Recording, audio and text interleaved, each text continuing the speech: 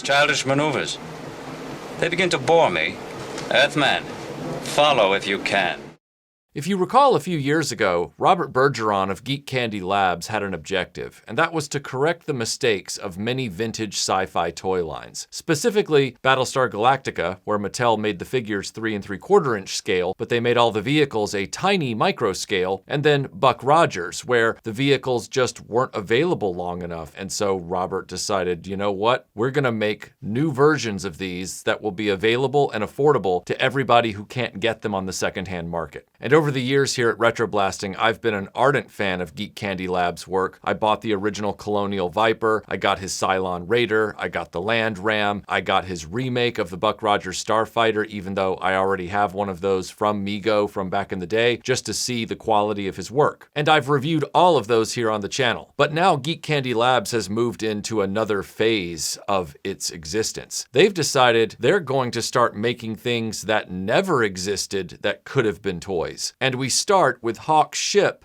from Season 2 of Buck Rogers. Now, if you've ever watched Buck Rogers, you know that Season 2 is a write-off. It is a huge format change that wasn't popular, that was mandated by some idiot at the studio, and the next thing you know, a successful show from Season 1 to get a Season 2 immediately got canceled. The only thing good about Season 2 that everybody agrees on is the character of Hawk being introduced and his amazing Starship that for the late 70s, early 80s was pretty kick-ass. I mean, it was a cool-looking Starship at the time. It's clear that what Geek Candy Labs has done with this ship is try and put themselves in the mindset of what was Mego's design philosophy back then? How might they have made this ship? What I love the most is that it's been printed in a kind of 70s color that they would have used in their plastic. Now, Geek Candy Labs does offer a more screen-accurate colored version as well, but the one I wanted was the more Mego-inspired version. I love the toy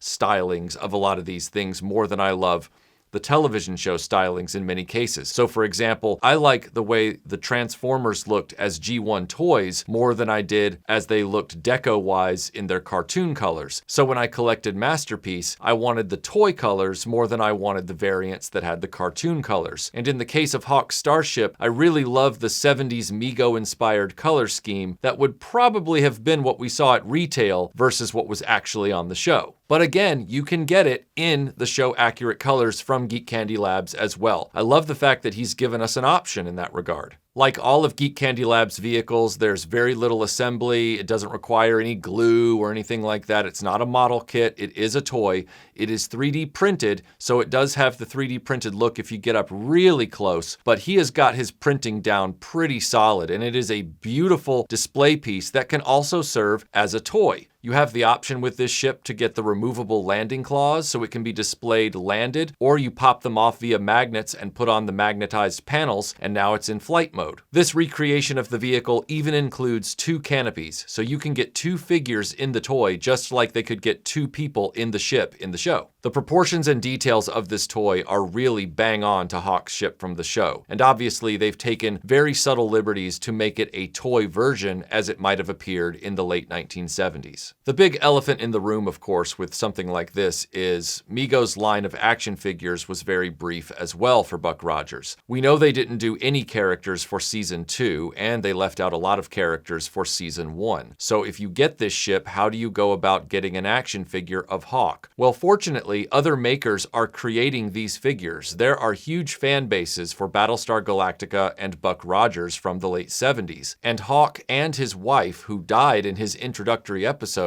are being made by fans right now. All it takes from you is a little patience and paint, and you will have those figures in your collection as well. Now, I personally don't have those figures at the moment. I haven't taken the time to go buy them and put them together and paint them, but I plan to. In fact, I have a very nice custom of Hawk myself that was sent by a very generous supporter of RetroBlasting, and I would have loved to showcase him today with this ship in this video, but unfortunately, I must not have put him on the shelf, and now he's somewhere in RetroBlasting's Area 51 storage room, which means it's going to take me months to find out where I put him when I was cleaning up the studio one day, probably, for something else I was doing. So I will find him, I will get him with this ship on display, and I will put a photo on the RetroBlasting Instagram. I'm looking forward to doing that just as much as you might be interested in seeing that, so stay tuned for that. And I think this is going to be a really cool addition to my late 70s, early 80s sci-fi shelf. This is going to go in pride of place there on the shelf with everything else. It's going to make it feel so much more complete. I'm so glad Geek Candy Labs went and did this. I'm so glad to see that they are still moving forward with their designs. And the best part is their stuff is always ready and available right now. There's no pre-order, there's no Kickstarter. It's just Geek Candy Labs doing what it's done best for years and years, which is we have a ship or a vehicle, we have it ready. Do you want one? Yes, I do. Great. Hey, it's shipped out to you, and here it is. Geek Candy Labs can't be beat. They really can't. They have my admiration. They have my respect.